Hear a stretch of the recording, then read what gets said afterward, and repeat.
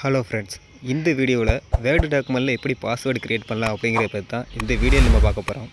Video பார்க்குறதுக்கு முன்னாடி நீங்கள் இன்னும் நம்ம சேனலை சப்ஸ்கிரைப் பண்ணலைன்னா இப்போவே கீழே இருக்கிற சப்ஸ்கிரைப் பட்டனை கிளிக் பண்ணி சப்ஸ்கிரைப் பண்ணிக்கோங்க. ஃபர்ஸ்ட் ஆஃப் ஆல் வேர்டு டாக்குமெண்ட்டை பொறுத்த வரைக்கும் 2 விதமான முறையில் பாஸ்வேர்டு க்ரியேட் பண்ண முடியும். ஒன்று வேர்டு டாக்குமெண்ட்டுக்கு பாஸ்வேர்டு க்ரியேட் பண்ணுறது, இன்னொன்று பிடிஎஃப் ஃபைலை கன்வெர்ட் பண்ணிவிட்டு அதுக்கு நம்ம பாஸ்வேர்டு க்ரியேட் பண்ணுறது. இப்போ நம்ம ஃபஸ்ட்டு பிடிஎஃப் ஃபைலை கன்வெர்ட் பண்ணிவிட்டு அதுக்கு நம்ம பாஸ்வேர்டு எப்படி க்ரியேட் பண்ணலாம் அப்படிங்கிறத பார்க்கலாம். இப்போ இதுக்காக புதுசாக ஒரு வேர்டு டாக்குமெண்ட் க்ரியேட் பண்ணிவிட்டு இப்போ அதுக்கு ஒரு நேம் வேறு கொடுத்துட்டு ஓப்பன் பண்ணிக்கிறேன்.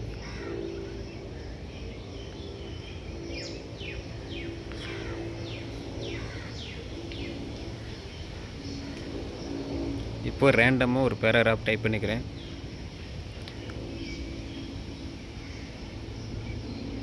டைப் பண்ணியாச்சு. இப்போ இந்த வேர்டு ஃபைலை தான் நம்ம வந்து பாஸ்வேர்டாக செக்யூர் பண்ணணும்.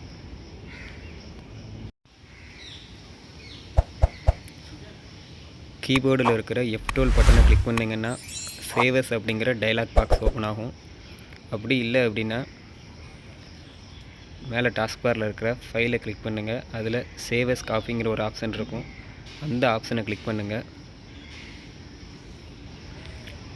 இப்போ இதில் கீழே இருக்கிற ப்ரோஸ் அப்படிங்கிற ஆப்ஷனை கிளிக் பண்ணுங்கள். இப்போ அதே சேவஸ் அப்படிங்கிற டைலாக் பாக்ஸ் ஓப்பன் ஆகும்.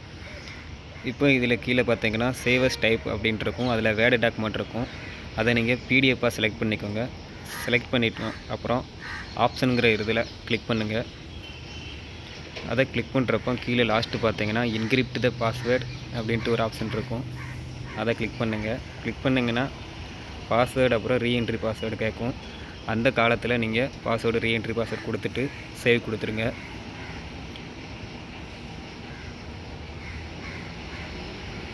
இப்போது நம்மளோட வேர்டு டாக்குமெண்ட்டில் பாஸ்வேர்டு க்ரியேட் ஆயிடுச்சு.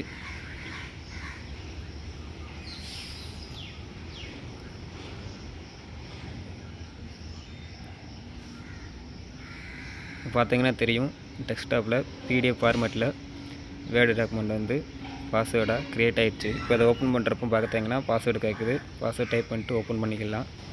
நெக்ஸ்ட்டு இப்போ இந்த வேர்டு டாக்குமெண்ட்டுக்கு பாஸ்வேர்டு எப்படி க்ரியேட் பண்ணலாம் அப்படிங்கிறத பார்க்கலாம். இப்போ நான் இதில் இருக்கிற வேர்டு டாக்குமெண்ட்டை ஓப்பன் பண்ணிக்கிறேன்.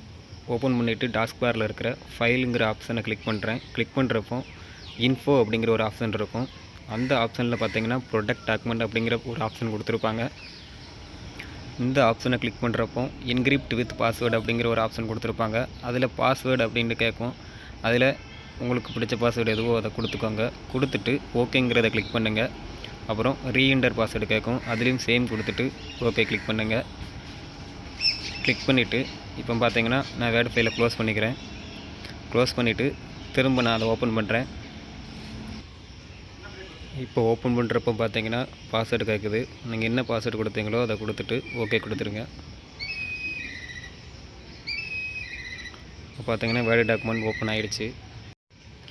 இது வரைக்கும் பாஸ்வேர்டு எப்படி க்ரியேட் பண்ணலான்னு பார்த்தோம். இப்போ பாஸ்வேர்டு எப்படி ரிமூவ் பண்ணலாம் அப்படிங்கிறத பார்க்கலாம். சேம் ஃபார்மேட்டு தான். நீங்கள் கொடுத்து வச்சுருக்க பாஸ்வேர்டை ஓப்பன் பண்ணிக்கோங்க. என்கிரிப்ட் வித் பாஸ்வேர்டை கிளிக் பண்ணுங்கள். கிளிக் பண்ணுறப்போ நீங்கள் என்ன பாஸ்வேர்டு கொடுத்துருந்தீங்களோ அதை காட்டும். அந்த பாஸ்வேர்டை டிலீட் பண்ணிவிட்டு ஓகே கொடுங்க. ஓகே கொடுத்துட்டு வேர்டு ஃபைலை க்ளோஸ் பண்ணுங்கள். க்ளோஸ் பண்ணுறப்போ சேவ் பண்ணவா அப்படின்னு கேட்கும். சேவ் கொடுத்துருங்க. இப்போ பாஸ்வேர்டு ரிமூவ் ஆயிடுச்சு. இப்போ திரும்ப ஓப்பன் பண்ணி காட்டுறேன் பாருங்கள். பார்த்தீங்கன்னா நார்மல் வேர்டு ஃபைல் ஓப்பன் ஆயிடுச்சு. இந்த வீடியோவில் வேர்டு டாக்குமெண்ட்டில் எந்தெந்த முறையில் பாஸ்வேர்டு க்ரியேட் பண்ணலாம், அப்புறம் எந்தெந்த முறையில் பாஸ்வேர்டை ரிமூவ் பண்ணலாம் அப்படிங்கிறத பற்றி தெளிவாக பார்த்தாச்சு. இது மாதிரி இன்னும் நிறைய வீடியோ பார்க்கணும்னா சேனலை சப்ஸ்கிரைப் பண்ணுங்கள். நன்றி.